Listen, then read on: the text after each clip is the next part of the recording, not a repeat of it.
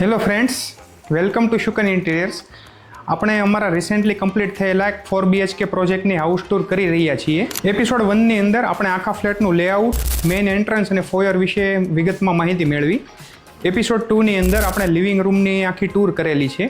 તો આજે છે આપણી આ સિરીઝનો એપિસોડ 3, જેમાં આપણે આ ફ્લેટના કિચન વિશે ડિટેલમાં સમજવા જઈ રહ્યા છીએ.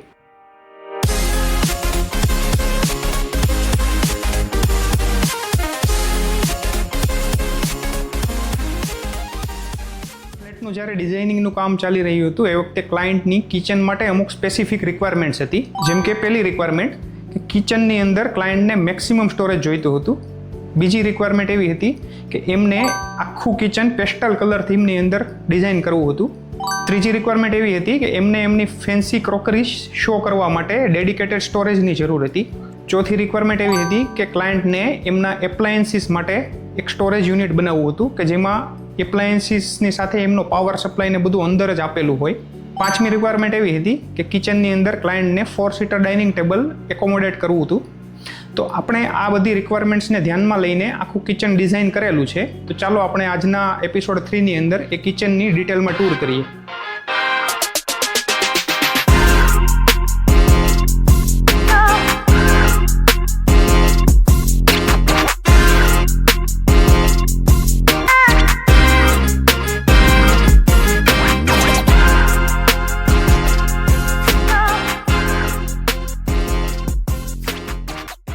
જેવા આપણે લિવિંગ રૂમમાંથી કિચન તરફ જઈએ તો આપણે લિવિંગ રૂમ અને કિચનને સેપરેટ કરવા માટે વચ્ચે આખું ગ્લાસ પાર્ટીશન આપેલું છે, જેમાં એમએસની પાવડર કોટિંગ ફ્રેમની સાથે આપણે ફ્લુટેડ ગ્લાસ આપેલો છે. પાર્ટીશન આપણે એકદમ સ્લીક લીધેલું છે, જે દેખાવમાં બલ્કી નથી લાગતું પણ લિવિંગ રૂમ અને કિચનની કન્ટિન્યુટીને બ્રેક કરે છે. જેવા આપણે કિચનમાં એન્ટર થઈએ તો આ છે આપણો મેઇન કિચન કાઉન્ટર ટોપની ઉપર આપણે આ બેક વોલની વાત કરીએ તો અહીંયા બિલ્ડર દ્વારા અલગ ટાઇલ આપવામાં આવેલી હતી, જેને આપણે આખી ચેન્જ કરીને ફ્લોરિંગના મેચિંગની ટાઇલ અહીંયા આપણે લીધેલી છે. કિચનના આપણે ફર્નિચરની વાત કરીએ તો આમાં આપણે પ્લાયવુડની અંદર આખું કિચન પોઈન્ટ બનાવેલું છે, જેને ઉપરથી મેટ લેમિનેટ ફિનિશ આપેલું છે. અને આપણે સ્ટોરેજ માટે સોફ્ટ ક્લોઝ ટેન્ડમ ડ્રોવર્સ આપેલા છે. ટેન્ડમ ડ્રોવર્સની સાથે આપણે વર્ટિકલ પુલ આઉટ આપેલું છે.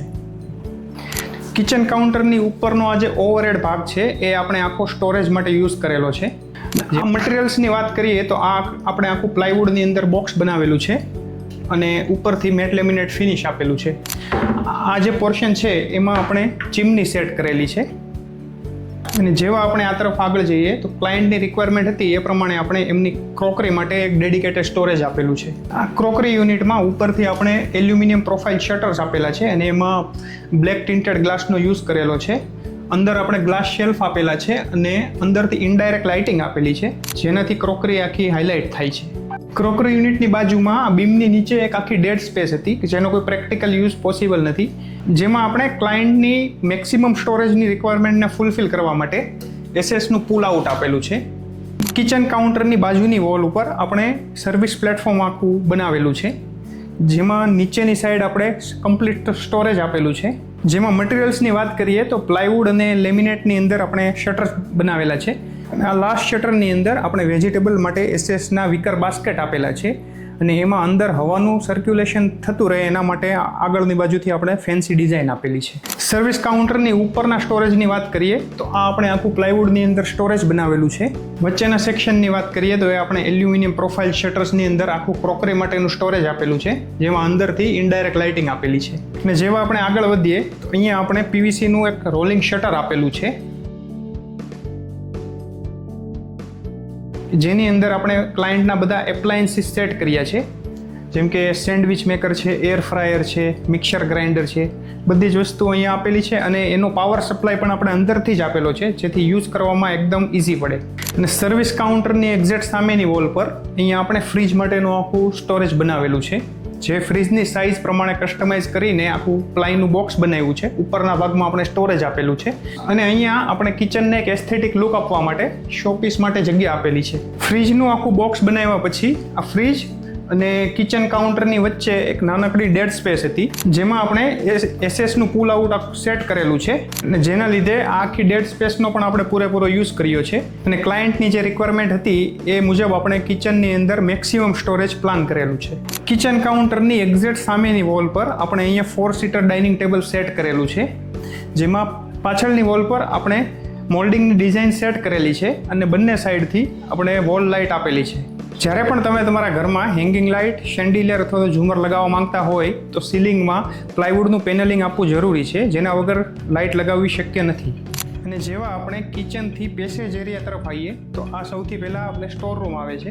સ્ટોર રૂમની અંદર આપણે પ્લાયવુડની અંદર આખા ડોર્સ લીધેલા છે, જેમાં એર સર્ક્યુલેશન થાય એના માટે આપણે ડિઝાઇન સેટ કરેલી છે. અને અંદર આપણે માર્બલના શેલ્ફ આપેલા છે અને પાછળ દરેક વોલ ઉપર આપણે ટાઇલ્સ આપેલી છે, જેના લીધે ઇન ફ્યુચર ક્યારે પણ ભેજનો અથવા તો સીપેજનો ઇસ્યુ રહેતો નથી.